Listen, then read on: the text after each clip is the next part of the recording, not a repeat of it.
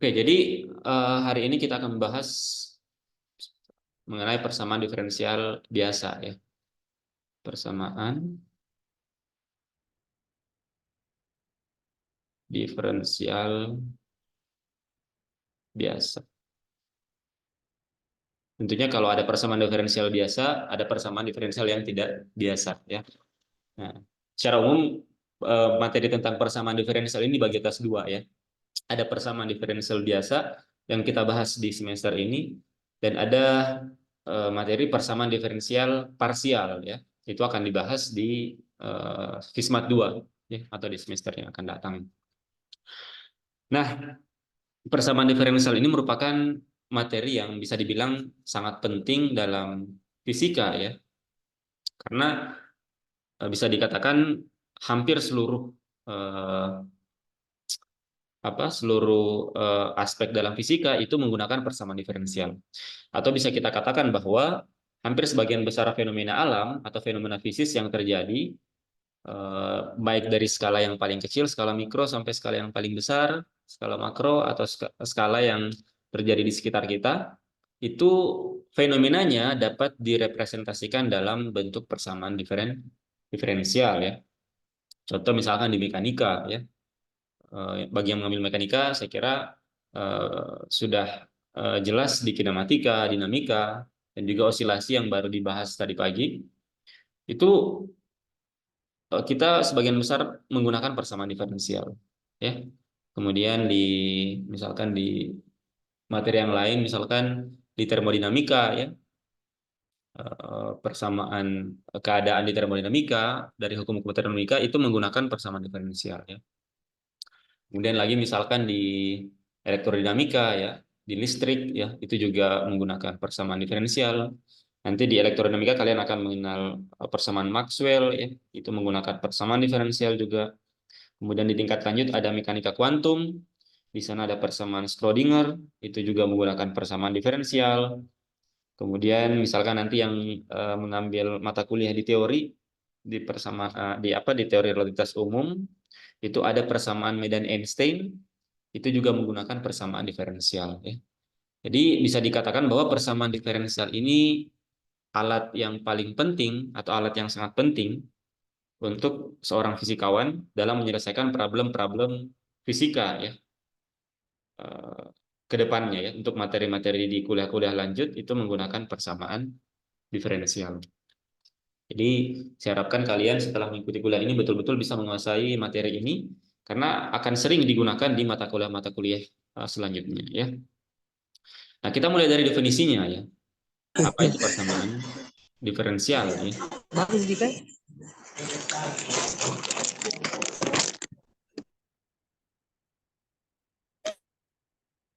Sebentar, saya mute dulu nih yang lain.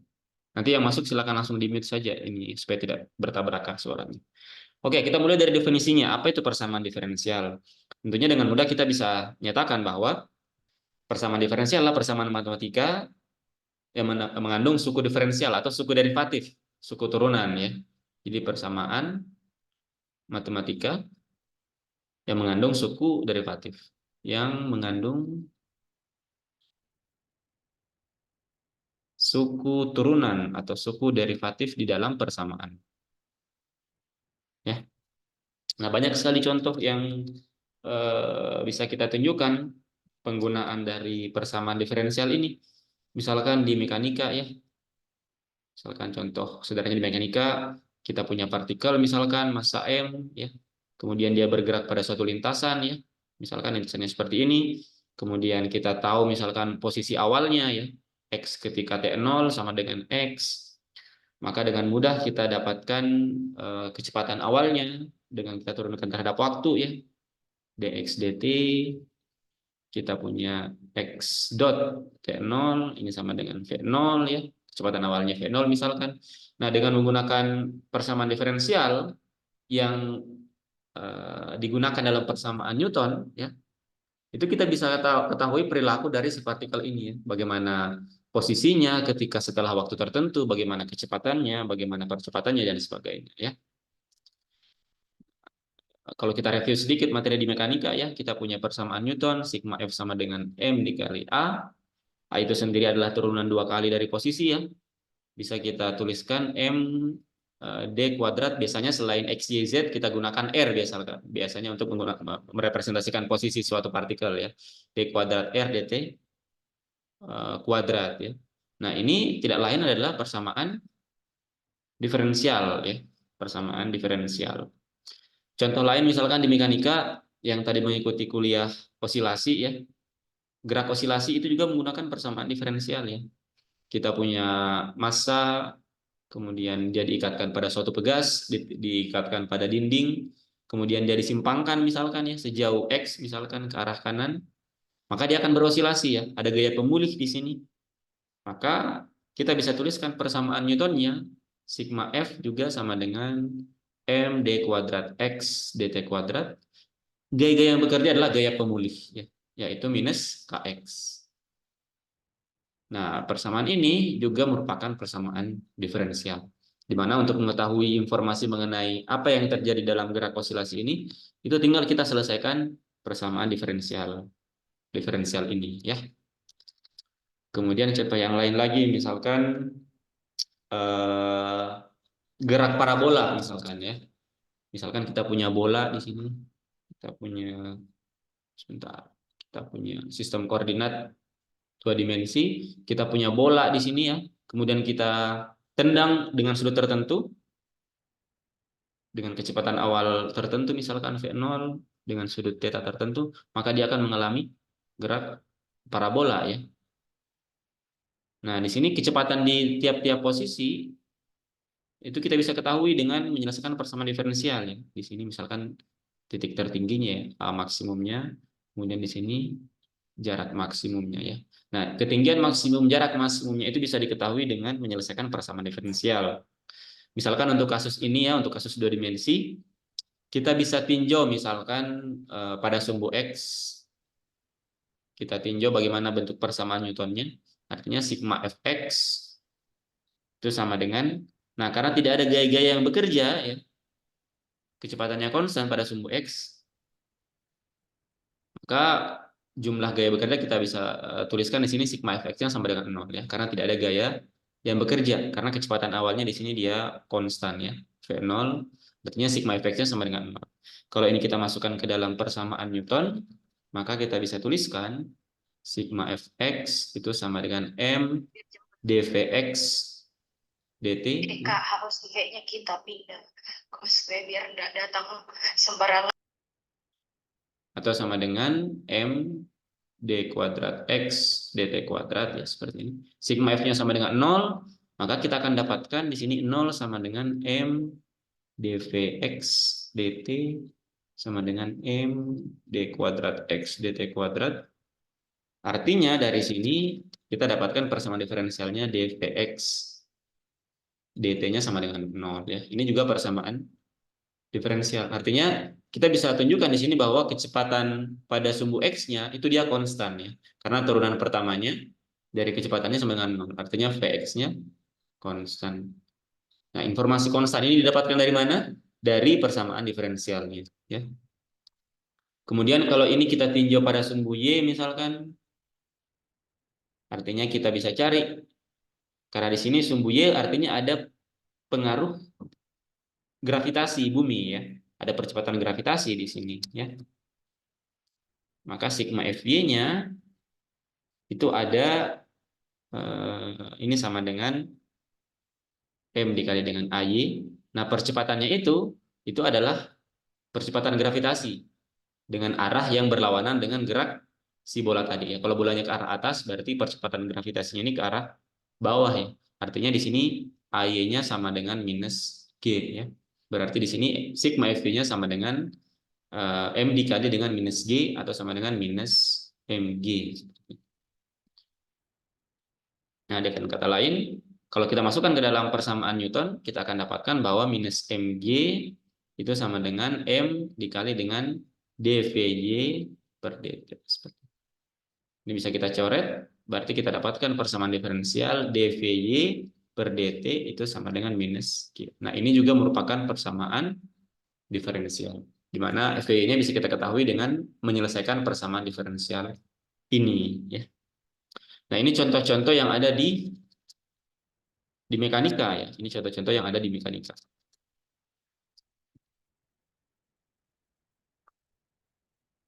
Contoh lainnya misalkan di mana ya? Di listrik misalkan. Di pembahasan mengenai listrik, rangkaian listrik ya. Kalau kalian ingat di materi fisika dasar ya, di rangkaian listrik misalkan kita punya rangkaian RC ya. Rangkaian RC atau biasa juga dikenal sebagai rangkaian pengisian kapasitor. Nah, ini itu juga menerapkan persamaan diferensial di dalamnya ya.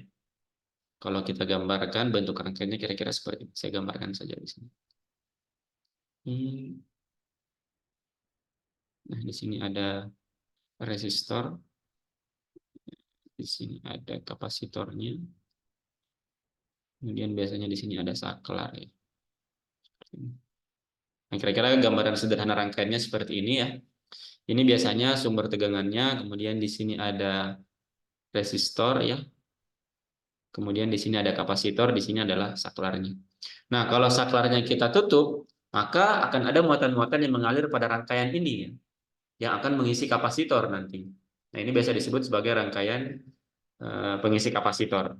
Nah, persamaan yang menggambarkan muatan yang bergerak di dalam rangkaian ini itu dijelaskan melalui hukum Kirchhoff 2 ya. Tentunya terjadi kekekalan potensial di dalamnya atau kekekalan energi potensial yang ada di dalamnya.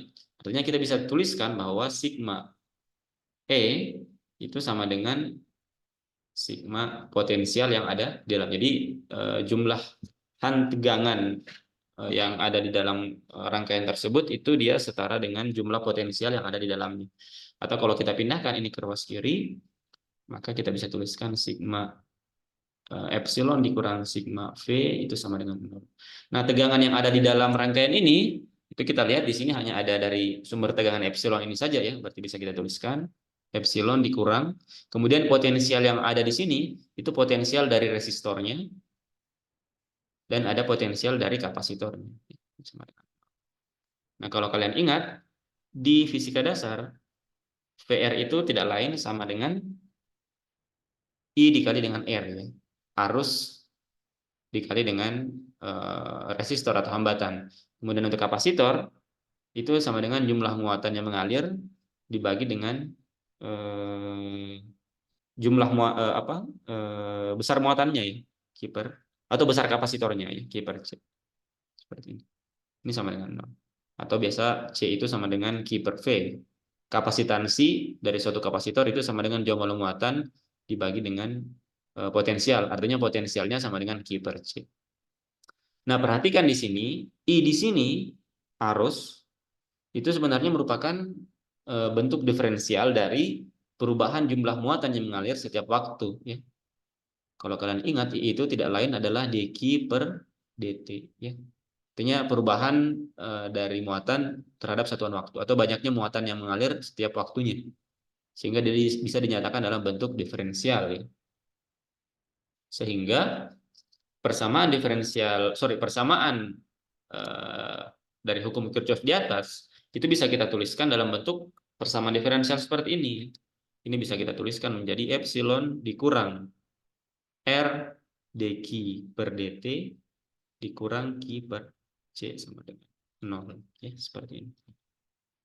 Kemudian kalau kedua ruas kita bagi dengan R ya, maka kita akan dapatkan, kita pindahkan suku diferensialnya ke ruas kanan, atau semuanya kita pindahkan ke ruas kanan untuk mengubah tanda negatif di sini, maka kita akan dapatkan persamaannya tereduksi menjadi dq per dt ya. Kemudian ini dikurang ya, ini ditambah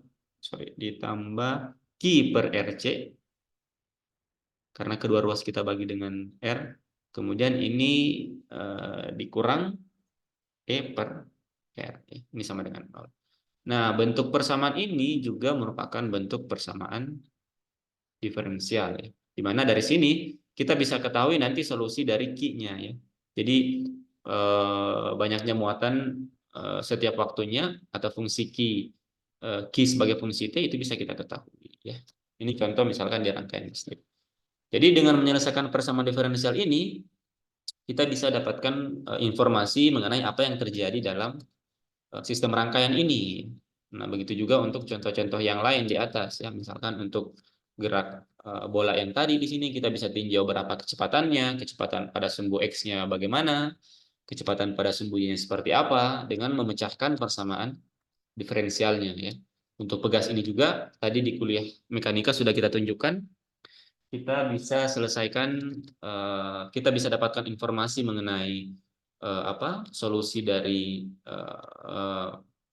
persamaan geraknya. Kita bisa ketahui posisi dari si balok ini untuk waktu tertentu ya. Kemudian kita bisa dapatkan informasi mengenai frekuensi dan periode, itu semuanya dengan menyelesaikan persamaan diferensial dari sistem tersebut. Nah, dengan kata lain bisa kita simpulkan sederhananya bahwa persamaan diferensial ini itu sangat berguna dalam menyelesaikan fenomena-fenomena fisik seperti contoh-contoh yang telah kita sebutkan tadi. Nah, oleh karena itu kita bisa ambil kesimpulan juga bahwa yang kita bahas di persamaan diferensial ini adalah bagaimana caranya kita mendapatkan solusi dari persamaan diferensial ya. Jadi kita punya set persamaan diferensial, baik itu persamaan diferensial biasa yang akan kita bahas di semester ini ataupun persamaan diferensial parsial. Itu adalah bagaimana kita mencari solusi dari persamaan diferensial. Nah, dari solusi itulah kita bisa dapatkan informasi-informasi mengenai fenomena-fenomena fisis tersebut ya. Itu saya kira pengenalan mengenai apa itu persamaan diferensial dan apa yang akan kita cari nanti di persamaan diferensial ini. Tujuan kita apa sebenarnya ya. Oke. Nah, selanjutnya kita akan membahas sebelum kita masuk ke metode dalam menyelesaikan persamaan diferensial tersebut, kita akan coba lihat bagaimana klasifikasi dari persamaan diferensial ini. Jenis-jenis dari persamaan diferensial. Klasifikasi dari persamaan diferensial ya. Misalkan yang pertama itu berdasarkan jumlah variabel bebasnya ya. Kalau kita tinjau berdasarkan jumlah variabel bebasnya, nah, maka akan ada dua jenis persamaan diferensial ya. Yang pertama itu persamaan diferensial biasa. Jumlah variabel bebasnya itu hanya satu. Yang kedua adalah persamaan diferensial parsial, di mana variabel bebasnya itu lebih dari satu, bisa 2, 3 dan seterusnya ya. Nah, contoh PD biasa itu seperti yang kita lihat yang di atas ya, contoh yang di atas itu beberapa contoh dari persamaan diferensial biasa. Karena kita lihat di sini Q-nya itu hanya bergantung pada T saja, artinya dia hanya bergantung pada satu variabel saja. Yang ini juga tadi hanya bergantung pada T, kalau yang di atas juga semuanya bergantung terhadap waktu ya, satu variabel saja. Nah, yang kedua itu persamaan diferensial parsial. Variabel bebasnya lebih dari satu. Contoh sederhananya misalkan kalau kalian nanti mengambil atau mungkin saya tidak tahu apakah semester ini mengambil mata kuliah teromedan elektromagnetik ya atau di elektrodinamika, itu ada yang disebut sebagai persamaan Maxwell. Persamaan Maxwell. Nah, itu persamaannya menggunakan persamaan diferensial parsial ya. Contoh misalkan ada persamaan seperti ini ya. Nabla dot E itu sama dengan rho per epsilon 0, kemudian ada juga nabla dot B ini sama dengan 0 ya. E ini adalah medan listrik, B ini adalah medan magnet. Nah, nabla ini itu merupakan operator diferensial untuk kasus 3 dimensi. Artinya kalau kita jabarkan misalkan nabla dot E ini bisa kita tuliskan bahwa nabla ini itu adalah turunan parsial dari E terhadap X ditambah dengan turunan parsial E terhadap Y dan turunan parsial E terhadap Z ya dalam kasus 3 dimensi. Atau mungkin dalam koordinat yang lain juga sama ya, dalam koordinat bola misalkan atau koordinat silinder itu juga sama. Artinya operator diferensial di sini itu merupakan operator diferensial parsial ya. Di mana E di sini yang akan kita cari solusinya itu dia merupakan fungsi dengan variabel bebas yang lebih dari satu. Artinya suku-suku diferensial yang ada itu merupakan suku-suku diferensial parsial. Makanya di sini lambangnya agak sedikit berbeda ya. Kalau di sini kan dia menggunakan D, di sini biasa kita sebut sebagai do ya atau parsial. Nah, jadi ini berdasarkan jumlah variabel bebasnya. Kemudian yang kedua itu berdasarkan orde derivatifnya. Orde derivatifnya. Nah, ini juga terbagi atas dua. Yang pertama PD orde 1, artinya turunannya itu hanya turunan satu kali saja ya. Seperti tadi misalkan yang ini adalah orde 1 karena suku turunannya hanya turunan sekali saja ya. Kemudian ada orde ke n. PD orde n, di mana ordenya itu lebih daripada satu. Misalkan contoh yang di atas tadi di persamaan Newton ya, kita punya di sini d kuadrat x dt kuadrat, artinya ini persamaan orde 2 ya. Nah, di sini ada turunan 2 kali posisi terhadap waktu. Itu persamaan berdasarkan orde derivatifnya ya. Kemudian yang ketiga, kita punya klasifikasi berdasarkan linearitasnya ya. Berdasarkan linearitasnya. Nah, di sini ada yang disebut sebagai persamaan diferensial linear. Kemudian ada yang bersifat persamaan diferensial non linear ya. Apa yang dimaksud dengan sifat linear dan nonlinear? Itu kita lihat dari pangkat variabel terikatnya atau pangkat dari suku derivatifnya. Jadi suatu persamaan diferensial itu bersifat linear jika pangkat dari variabel terikatnya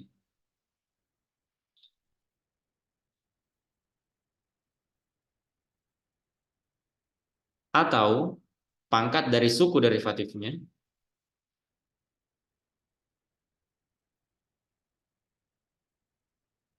itu adalah satu ya. Jadi pangkat variabel terikatnya itu satu. Kalau dia pangkatnya dua atau lebih dari dua, intinya dia lebih dari satu, maka artinya persamaan diferensialnya itu bersifat non linear ya. Contoh misalkan ya, kita punya persamaan diferensial seperti dy per dx ditambah y sama dengan x kuadrat ya.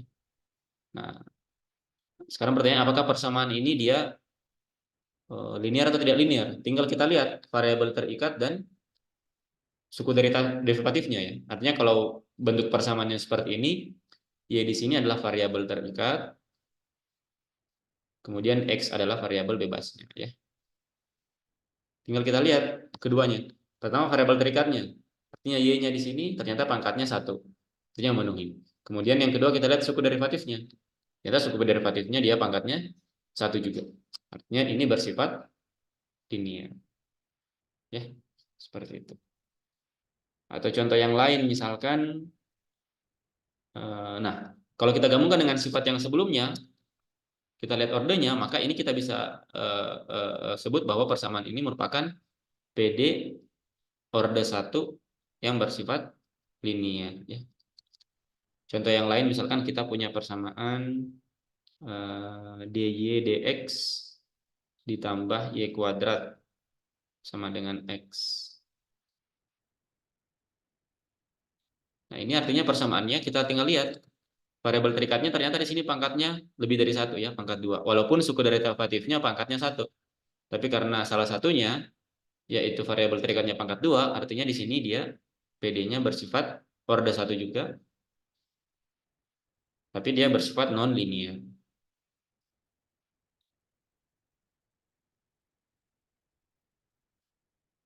Contoh yang lain lagi misalkan kita yang orde 2, misalkan ada d kuadrat y dx kuadrat ditambah xy sama dengan 0. Nah, ini juga sama ya. Pangkatnya itu pangkat suku derivatifnya satu, pangkat dari variabel terikatnya dia satu juga. Tapi ordernya order dua, ya. Berarti PD-nya order dua, tapi bersifat linear. Ya. Kalau yang pangkatnya lebih dari satu, contoh misalkan ininya dia order satu, dydx, tapi pangkatnya dua, pangkat suku derivatifnya dua, ditambah xy sama dengan nol. Artinya ini PD order satu ya, order satu. Tapi karena pangkat suku derivatifnya dua, walaupun pangkat variabel terikatnya satu, maka dia sifatnya non linear. Nah, itu contoh-contohnya. Misalkan lagi contoh yang lain, misalkan di ydx, nah ini agak sedikit biasanya membingungkan ya. Ditambah dengan sin y, ini sama dengan x kuadrat. Nah, kira-kira ini persamaan diferensialnya dia linear atau tidak? Ya. Oke, saya kira karena waktunya kurang dari 2 menit lagi, saya kira saya